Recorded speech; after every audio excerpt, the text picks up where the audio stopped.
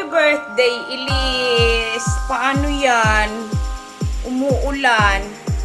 May bagyo. Ayan o. Baka na. Paano ang birthday ng aking apo? Birthday to you!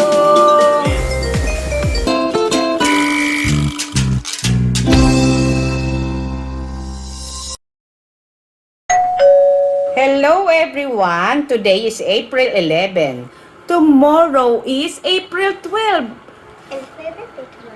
Tomorrow is your birthday. And what kind of party you want to have?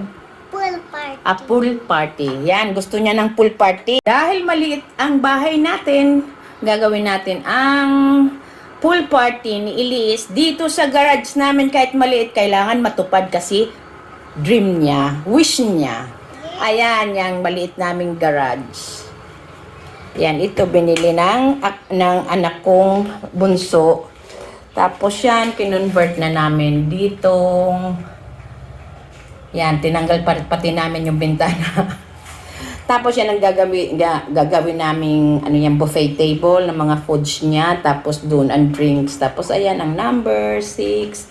Ayun ang name niya. Kaya yan. Sana maging happy ang aking unikaihang apo. Are you happy? Yes.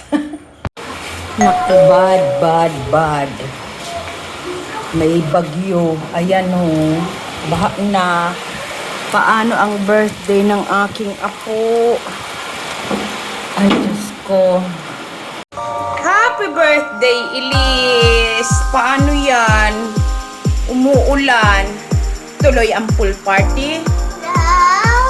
Hindi tuloy ang pool party? Tuloy! Oh, bakit ka nagsabing no? Ayan.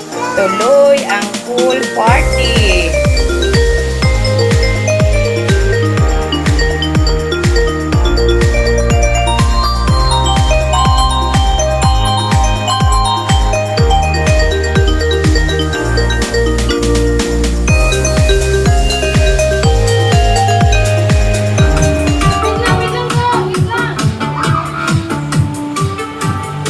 Apurado na ang birthday wala pa kasi ang bisita niya, kaya yan. Sige na, ligo na. Wala pa visitors mo.